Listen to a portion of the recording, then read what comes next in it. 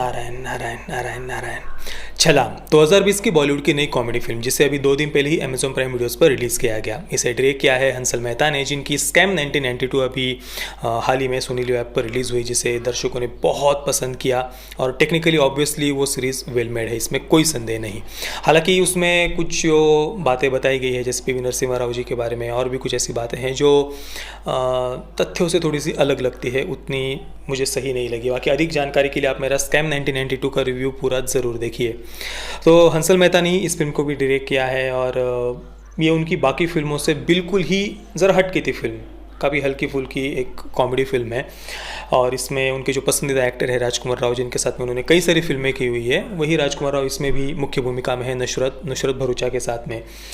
और इस फिल्म के प्रोड्यूसर है अजय देवगन, लवरंजन, भूषण कुमार आदि आदि। लवरंजन ने ही इस फिल्म की कहानी भी लिखी है, और मैं एक ही कारण से इस फिल्म को देखने के लिए एक्साइटेड था, उत्सुक था, और वो है लवरंजन।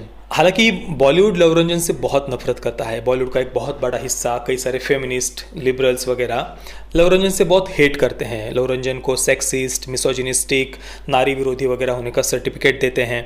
पर फिर भी ये बॉलीवुड ये बात अच्छे से जानता है कि भाई भले ही वो लवरंजन से कितनी ही हेट क्यों ना करे, पर लोग लवरंजन की फिल्मों को देखना पसंद करते हैं। प्यार का पंचनामा 2 का आप कलेक्शन देख लीजिए, लोग पसंद करते हैं क्योंकि वो अपने आप को जोड़कर देख पाते हैं उन कहानियों से। और वैसे भी एक बात मैं समझ नहीं पाता कि भाई बॉलीवुड में आज तक हज़ारों नहीं लाखों फिल्में बन चुकी है, और उन इतनी सारी हज़ारों लाखों फिल्मों में से लवरंजन की फिल्में कितनी हैं, उंगलियों पर गिनने जितनी। और ऐसी कुछ गिनी चुनी फिल्मों में अगर लड़कियों की, स्त्री की, महिलाओं की निगेटिव साइड को दिखाया जाता है, या ये दिखाया जाता है कि भाई वो लड़कियां भी अपने पार्टनर का फ़ायदा उठाती है, या उनकी कुछ निगेटिव साइड को दिखाया जाता है, तो इसमें प्रॉब्लम क्या है?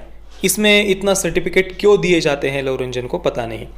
पर हाँ, अपनी फिल्म को जब बेचने की बात आती है, प्रमोशन की बात आती है, तो लवरंजन के नाम को काफ़ी हाईलाइट किया जाता है, जो यहाँ पर भी किया गया है। हालांकि इस फिल्म की कहानी जो लवरंजन ने खुद लिखी है, उस कहानी को अगर हम देखें तो ऐसा लगता है जैसे लवरंजन ने खुद पर ये जो आरोप लगे हुए हैं सेक्सिस्ट होने के, नारी विरोधी होने के, उन आरोपों को धोने के लिए इसकी कहानी को लिखा है, ऐसा लगता है। क्योंकि इस फिल्म के जो फीमेल कैरेक्टर्स थे उनको काफ़ी स्ट्रॉन्ग, काफ़ी सशक्त और आक्रामक दिखाया है। जैसे फिल्म का जो लीड एक्ट्रेस है नुसरत भरूचा ने जो कैरेक्टर प्ले किया है नीलू का, उसे काफ़ी आक्रामक दिखाया है, काफ़ी सशक्त दिखाया है। हीरो को वो काफ़ी जगहों पर अपमानित भी करती है, और फिर भी जो हीरो है, मेल लीड कैरेक्टर है, वो शांत रहता है, वो कहीं पर भी उसे अपमानित या उलटकर जवाब नहीं देता है।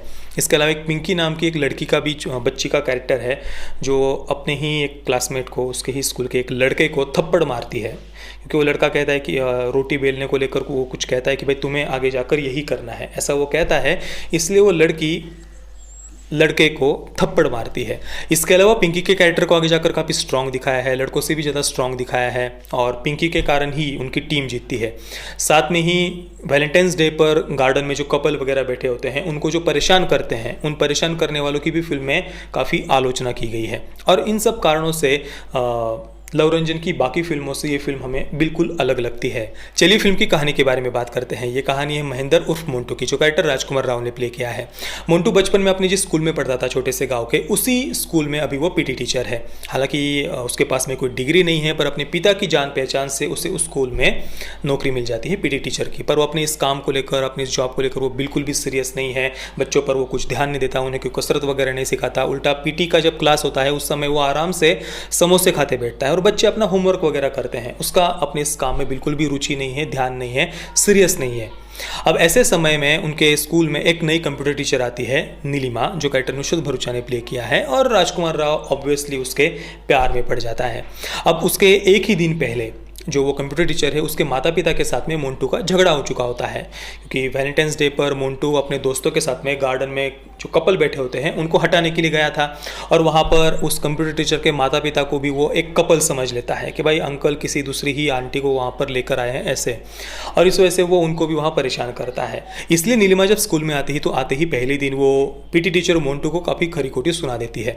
इसके बाद में उनके स्कूल में एक नया पीटी टीचर आता है, जो कैरेक्टर मोहम्मद जिशान अय्यूब ने प्ले किया है।